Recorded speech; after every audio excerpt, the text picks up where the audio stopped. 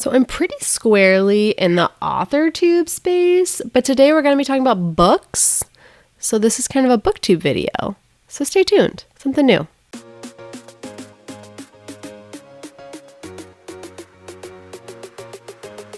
Hi, I'm MK Williams. I'm an author, and I love sharing my insights about all things books and publishing with you.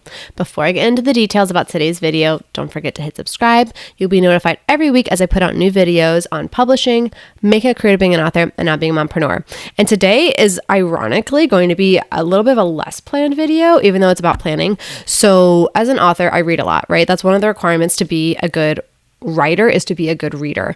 And for the past few years, I've been kind of able to get away with, there's books I like to read for fun. There's books that I like to read for research for my next books, like other novels that I like to read. It's in a similar genre, a similar writing style, authors that I like and I want to emulate. And so I've been able to kind of like get away with like read all the books I want, plus all the fun books, and it hasn't been a problem. But this year, there's more books that I want to read for research, for craft research, for personal research, for health reasons, for research for being a good parent, as well as research for my next book. Oh, and all the fun books. So I'm actually doing a bit of like TBR planning this year.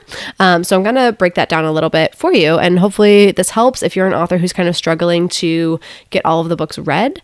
I definitely didn't find the author space through BookTok or BookTube that I was writing long before those existed, or that I knew that they existed. And so I know there's a lot of people on YouTube who talk about their TBRs, what they're planning to read. And so I'm going to do that today just to give you some insight into what I'm reading and how I'm breaking this down to be a bit more structured this year. I think I need more structure is what I'm seeing.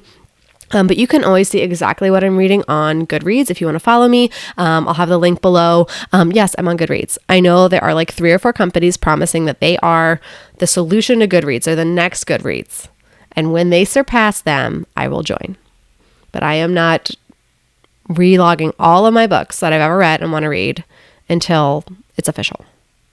Okay. I'm definitely an omnivorous reader. Like I'll read anything. Mostly like I don't read horror. I'm not loving crime books about serial killers since I've had my daughter. It doesn't sit with me anymore. Generally, I don't like historical period pieces. Like these genres all have their merit. They just aren't for me. More for you. But otherwise, I'll read it. Sci-fi, romance, domestic thrillers, nonfiction, poetry. I'm here for it. But I've definitely come to realize that what I read is what I am.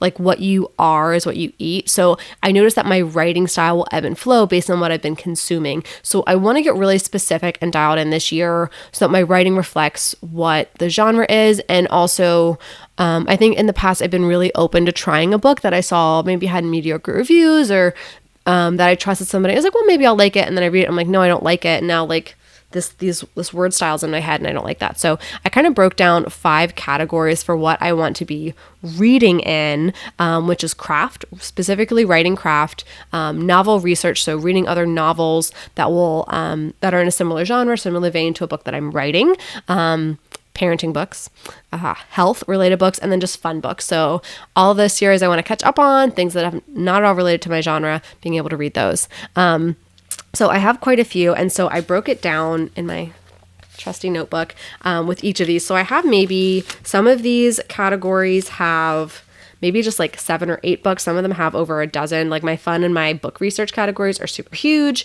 For parenting and health and craft, it's a little bit smaller, a bit more dialed in. And then I actually went through each book and I checked out my library system. So being as heavy of a reader as I am, it would be financially irresponsible of me to purchase every single book. Now, there have been cases where I read a book, specifically craft books, where I was enjoying it so much, I actually ordered it on Amazon. I had borrowed it from the library, either ebook or print book, and I said, I know I'm going to want to come back to this. I'm going to buy my own copy now and give this back to the library. Somebody else can check it out. So I do purchase books based on having them check them out from the library, but I mostly read through the library because it's an expensive habit.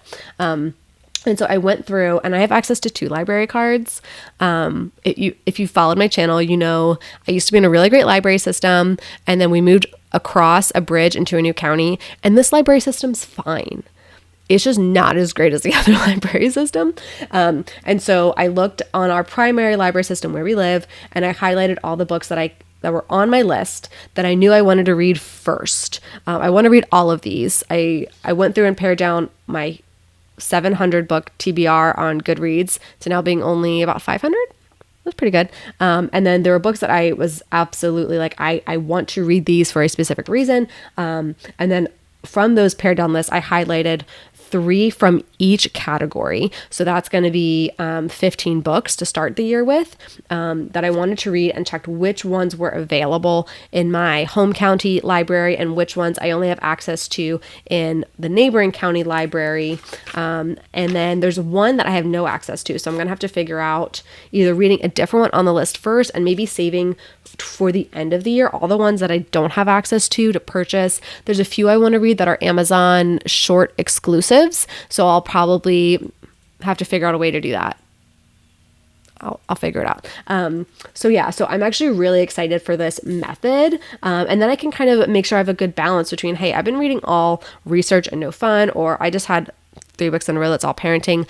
I like to mix it up and do something light and fun, then something more serious, light and fun, then more serious. So we'll see how that goes. I also find it's really hard for me to read a craft book or a nonfiction book right before bed and then expect myself to be able to go to sleep peacefully. Craft books, because my mind's going with ideas for things. And then for some of the nonfiction books, sometimes that spurs ideas for my fiction books or for research books. So I have to balance that out.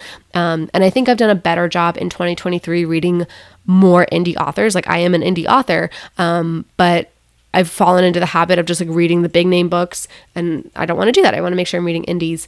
And so I want to make sure I'm still doing that. And also just really intentionally reading outside of my demographic, right? I tend to read a lot of books that are written by white middle-aged women because I'm a white middle-aged woman. And so I've been really trying to be intentional about reading outside of that and getting other viewpoints and perspectives. I'm not perfect with it, but I do try to make sure when I looked at my list and I was like, okay, is there something on here that I will learn something from? Is there something on here where it's a totally different perspective and I might be uncomfortable reading it?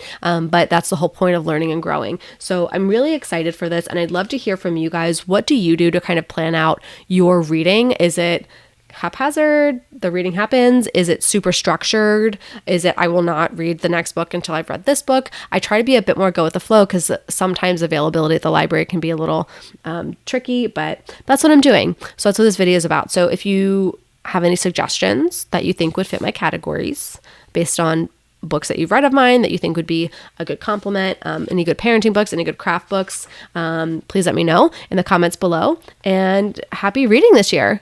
Yeah, now you can get back to writing your book or reading your next book.